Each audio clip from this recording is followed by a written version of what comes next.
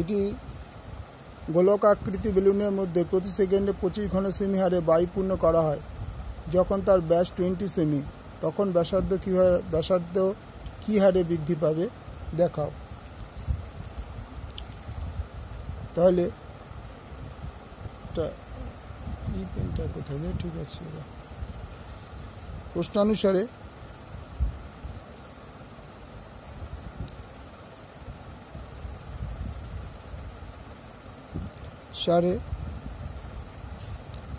dr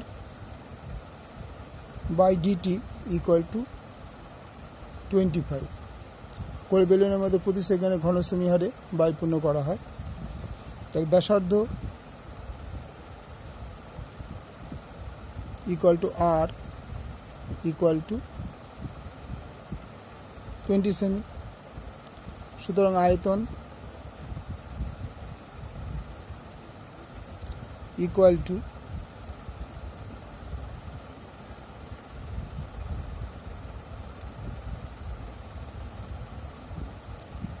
4/3 pi r cube। v equal to 4/3 pi r cube। সুতরাং dv dt equal to 4/3 pi into 3r square। 4/3 যদি আমরা বাইরে বেরিয়ে আসে, পাইটা বাইরে বেরিয়ে আসলে এখানে আর কিউব ডেরিভেটিভ করলে আমরা জানি এই ফর্মটা বুঝিয়ে দিই, n into x to the power n minus 1। তাহলে এটা যদি n হয় তাহলে এটা সামনে চলে আসবে nটা, তার থেকে 1 মাইনাস হবে। ঠিক আছে, তাহলে 3r square dr dt और 25 equal to এই 3 কেটে গেল 4 pi r square dr dt और dr dt equal to 25 উল্টে গেল 4 pi r square।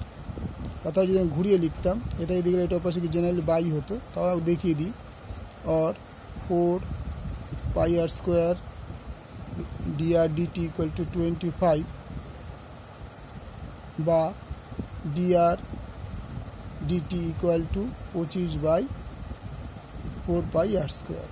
তাহলে এইটাই আমরা এখানে করে দিয়েছি। তারপরে দেখো বা dr dt equal to 25 into 4 into pi প্রতি সেকেন্ড বলেছে, একটি গোলাকৃতি প্রতি সেকেন্ডে তোমার বলে দিয়েছে। দেখো এটা এখানে একটা মিস্টেক হয়েছিল, আমি ব্যাসার্ধ লিখে ফেলেছিলাম, কারণ এখানে বলেছে ব্যাস 20। তাহলে ব্যাস 2r equal to 20, তাহলে r equal to 20/2 10 সেন্টিমিটার। আয়তন 4/3 pi r cube ঘন একক।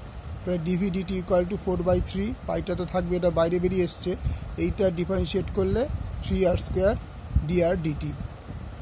তাহলে আমরা পেলাম কি যে 25 equal to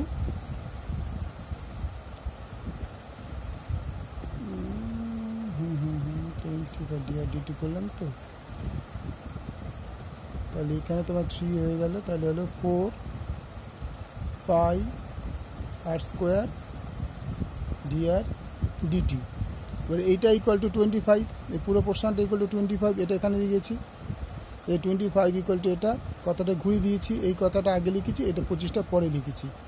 বা dr dt ইকুয়াল টু এটা পাশে উল্টে গেছে 25/4 pi r square 25/4 pi r square 25/4 pi r square, এটা পাই আর হচ্ছে 10 তার square equal to 25/4 pi into 100। তাহলে 1/16 পাই হচ্ছে তোমার অ্যান্সার।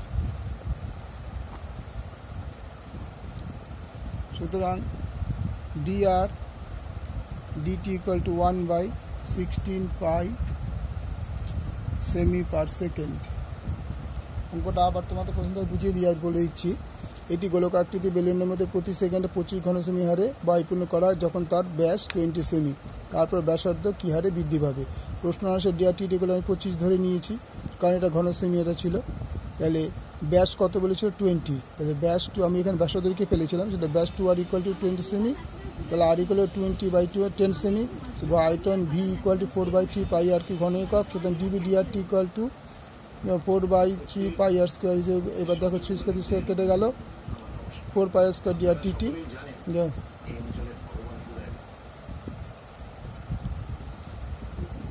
তাহলে 25 equal to 4 pi r square ডিআরটিটি। তাহলে এই কথাটাকে আগে লিখলাম, এই যে 4 পাই আর স্কোয়ার গেলে 25টা পরে লিখলাম, বা ডিআরটিটি equal to 25/4 pi r square.